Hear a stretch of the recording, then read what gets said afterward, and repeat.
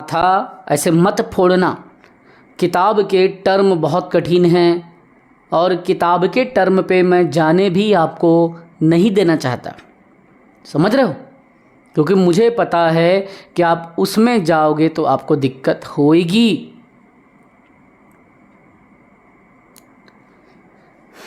चलो आगे चलते हैं। अपन यहाँ पे लेक्चर को, क्लास को यहाँ पे बढ़ाते हैं, ठीक है।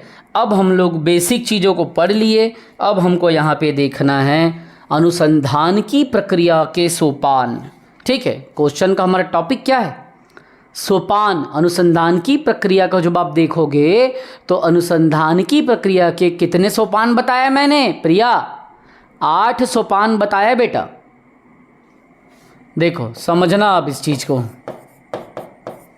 अनुसंधान अगर आपको करना है, इसी पेपर में सहायक अनुसंधान अधिकारी पीएससी के पेपर में राज्य में 140वां रैंक में आया था। हालांकि उसके सिलेबस को मैं पढ़ा नहीं था।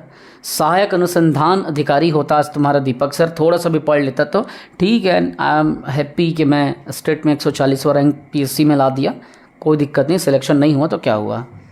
अनुसंधान की जो भी प्रक्रिया है हम उसके क्या देख रहे हैं बेटा प्रिया? सोपान देख रहे हैं। क्या देख रहे हैं? सोपान। तो अनुसंधान की प्रक्रिया का सोपान कितना है प्रिया? इसके कितने प्रकार हैं बच्चा? 8 प्रकार हैं बेटा। कितने प्रकार?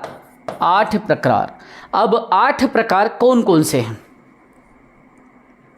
एक प्रकार कहता है कि सोपान का मतलब होता है स्टेप, मतलब चरण।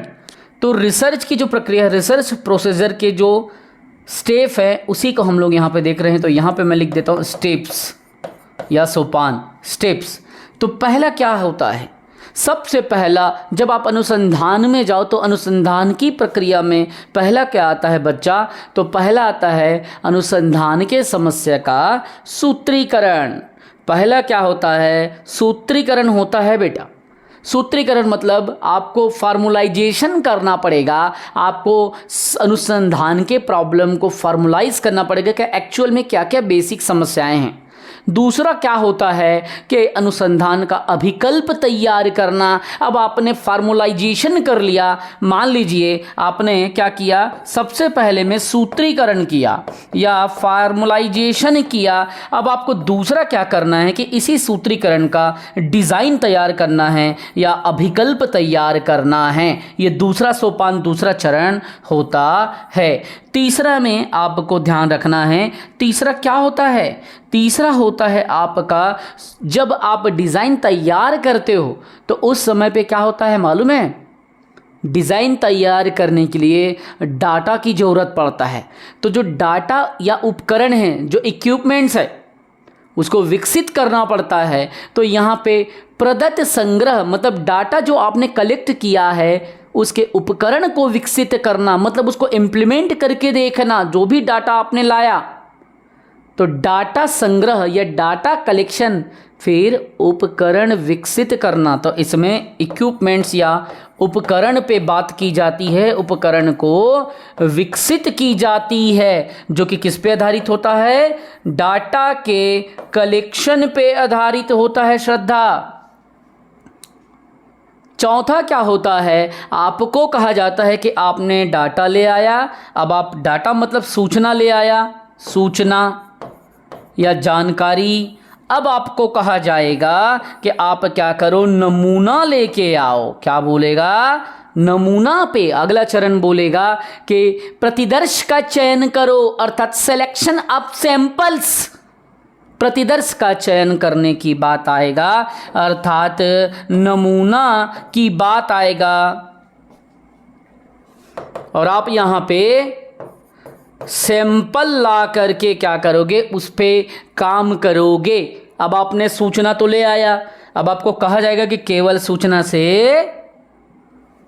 नहीं होने वाला, नमूना लाओ, हमको दिखाओ कि तुम किस चीज पे काम कर रहे हो। फिर उसके बाद कहा जाएगा नमूना के बाद आप प्रस्ताव लेखन करो। अब प्रस्ताव में आपको प्रस्ताव लेखन का काम करना पड़ेगा। प्रस्ताव लेखन की कुछ प्रमुख बातें क्या होती है कि क्यों आपको अनुसंधान की ज़रूरत पड़ी, अनुसंधान के लाभ क्या हैं, उसी को कहते हैं प्रस्ताव लेखन। आप क्यों प्रस्ताव कर रहे हो,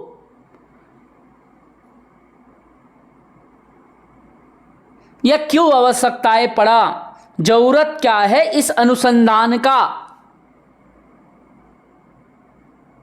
उसके बाद में कहेगा कि जितने भी आपने प्रदत्त या डाटा लाया उसको एकीकृत करो, एक चीज में समावेशित करो।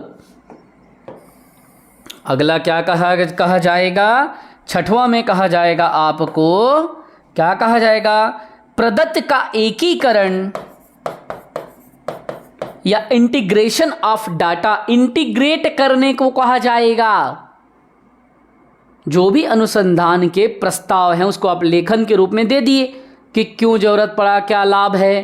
तो प्रदत्तों का एकीकरण, एकीकरण मतलब क्या कि सारे डाटा का अवलोकन करो, ऑब्जर्वेशन करो, साक्षात्कार करो कि वो सही है या नहीं है। जो भी आपने डाटा लाया, प्रश्नवाली तैयार करो, जरूरी है तो क्यों जरूरी है, क्या इसमें वैज्ञानिक पद्धति लागू है, क्या इससे समाज को लाभ है, क्या इससे समाज को नुकसान है।